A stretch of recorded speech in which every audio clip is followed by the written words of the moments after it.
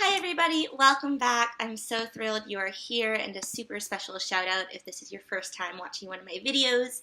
Very quickly, this is Broken Slippers, a series of short video essays by me, Lily Holman, on the less successful Disney films of the past 30 years, with the goal of seeing how the studio has grown and developed over time. So last week we covered The Black Cauldron, which felt a little more like an obvious choice because it's one of the more infamous Disney films. But after that was done, I realized I was a little lost regarding where to go next, and therefore I went back to the numbers. And from now on, I'm going to move chronologically and cover any Disney or Pixar because Pixar has the same reputation of quality over time. Film that made less than $100 million or got less than a B- on Rotten Tomatoes, with maybe one or two exceptions. So this is obviously an imperfect system, but I hope it'll help both quantify the public and critical opinion of these films a little bit, so it's not just my thoughts in the mix kind of going like, well, I didn't like that one as much, why don't I cover it? No, now we have a little bit more of a methodology behind this. So with that in mind, our second film is The Great Mouse Detective, which came out a year after The Black Cauldron in 1986 and made around $38,600,000 at the box office, which is better than Cauldron, but for context, The Little Mermaid, which came out 3 years later and kickstarted the Disney Renaissance, made over $200 million. So I would categorize Detective as more of a forgotten Disney film as opposed to an infamous one, simply because while it did not get the animators kicked out of the building, you don't see the characters in the parks or the merchandise, and very rarely is it discussed in an official capacity. I, for one, was actually pleasantly surprised with the film. We'll get into where the film struggles in a second, but overall it's a far more balanced film than Black Cauldron and has a more solid grasp on the story it is telling. It also gives the animators far more room to actually stretch their craft and serves as an intriguing bridge from the Disney of the 70s to the Disney Renaissance. So the film is directed by 4 different directors: Ron Clements, Bernie Madison, David Michner, and John Musker. With no disrespect intended towards Madison and Michner, the names to pay attention to here are Ron Clements and John Musker, simply because they will become the team behind The Little Mermaid, Aladdin, Hercules, Princess and the Frog, and most recently, Moana. And that's just to name a few, and it's very intriguing to see these men who will become Disney legends in their own right kind of cut their teeth a little, get started. And it's hard to know which parts of the film they are directly responsible for, but it does show an early sign of their command of adapting familiar material for a Disney setting. So that familiar material is Sherlock Holmes, but in this context his name is Basil, and he is a mouse. And Watson is another mouse named Dawson. And they work together to save a little girl's father from the clutches of the evil Professor Ratigan, who is using the girl's father as an inventor in his evil scheme to take the throne from the queen. So this using Sherlock Holmes is a really smart move on Disney's part, because you get these 2 standard characters that have been tried and tested, they're beloved, and they have a really lovely balance. So with Sherlock or Basil, you get this kind of edgier, funnier character who can test the boundaries a little bit, but then you have Watson/Dawson to come in and soften it a bit. So you are taking advantage of something that people already know and love and using it to elevate your film a bit. And so not to harp on Cauldron some more, but Cauldron kind of had flat characters and even worse, flat teenagers who make bad decisions, and so it feels refreshing to have smart protagonists again that feel like they are somewhat ahead of you as an audience. And so one of the themes throughout the film is one of invention, with the kidnapped father being a toy maker and Basil himself being a scientist. And this is another strong advantage to give yourself for an animated film, because especially if you look at cartoons of the past, there are a lot of Rube Goldberg machines that lead to laughs and things like Mickey Mouse cartoons or Roadrunner and Coyote, just to name a few. So they are fun to watch, and it gives the animators room to actually play and invent, and therefore you're actually using the artists at your disposal as opposed to just giving them a task. You're actually letting them play and create. And they were starting to take on a lot of the animators that would help define the Disney Renaissance at this point, so it's letting them use their skills, and we get to know them a bit more in this film than we would in something like The Black Cauldron.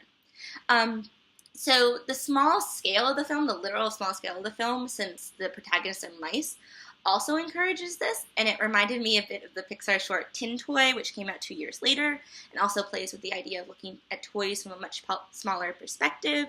And so once again, you're kind of giving the audience something they're not going to see anywhere else, and you're also getting the chance to play and create because you get to imagine what life would be like from the perspective of a mouse.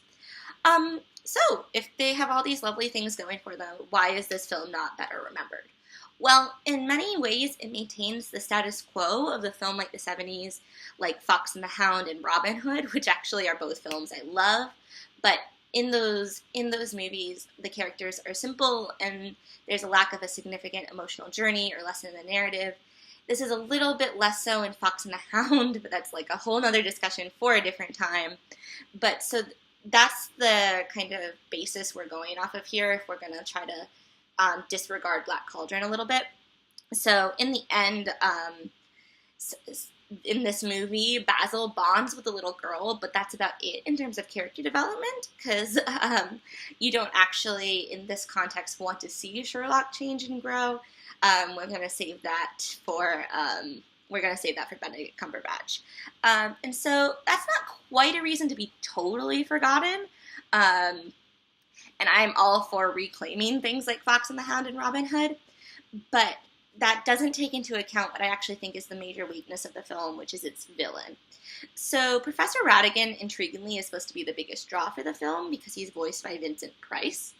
And Price is great. It's not what brings him down. But what brings him down is he's much like many villains of the time. He's an exaggerated caricature, and his only motivation is power. He wants to take over the country, and short of some oddly relevant political commentary, he's not as fully developed as future villains like Scar from The Lion King, who's dealing with being the second son, or someone like Syndrome from The Incredibles, who's also dealing with the idea of being cast aside and forgotten, being normal in the world of superheroes. So they both have like personal motivations to lead to them becoming a villain, and Ratigan's just kind of like he just wants to take over the world. Meanwhile, and I just couldn't get away with not mentioning this, his henchman is a one-legged bat and could very well be the exact same animation as the Black Cauldron and is just as much fun. So that being said, I wanted to cover what is not status quo about this movie, which is Ratigan's musical number. So this is kind of a half step forward that doesn't quite land, but it's a gift for film analysis because it gives me a direct comparison to make. So the music in films like Fox and the Hound and Robin Hood are more atmospheric, and they're beautiful. I love them, and they don't contain breaking into musical numbers like a Broadway show, whereas Ratigan's does. Ratigan's feels like it's straight from the theater, or if you want to get film geeky, Busby Berkeley, there's some wonderful shapes that get formed. But Ratigan leads his loyal henchmen in a number repeating his name and forces them to praise him through song.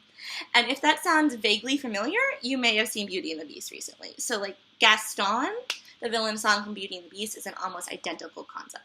So why does Gaston's song become a classic and not Ratigan's? Well, the answer is very simply a man named Howard Ashman. Ashman was the lyricist who joined Disney with composer Alan Menken for Little Mermaid, Beauty and the Beast, and about half of Aladdin before he tragically died from AIDS. And the genius of Ashman is hard to explain, but a lot of it comes from the expert wordplay that can also work as exposition and creative comedy. So he creates a very specific type of macho man villain for Gaston when he has Gaston sing about things like antlers and all of his decorating. And that just happens to be one of my favorite lines. You can find many, many more in the song and many layers in the song that Ratigan's just doesn't have. Ratigan's lyrics are fairly clever, but that's about it. And he's far more cookie cutter. So it's not to harp on this too much because it actually was created by a legend in his own right, Henry Mancini, who does the music. But he's a composer, not a lyricist. So he's like most famous for like the Pink Panther tune, as opposed for like this number. So what this really does is just show us how integral Ashman and Menken were for the revitalization of the studio. So in the end, The Great Mouse Detective is an excellent example of a transitional piece. It's charming, pleasant to watch. There's some really fantastic von Sternberg-esque Docks of New York imagery, but it's not memorable in the way Mermaid, Beast, and Aladdin are. So it's strong enough not to compound the damage that Cauldron inflicted on the studio, but it doesn't do nearly enough to trigger the renaissance that was to come 3 years later. So next week we will take the final step forward before the mermaid flips her hair and changes everything. But in the meantime, enjoy your week, find your happy thoughts, and keep an eye out for pixie dust. All right, thanks guys. I will see you next week.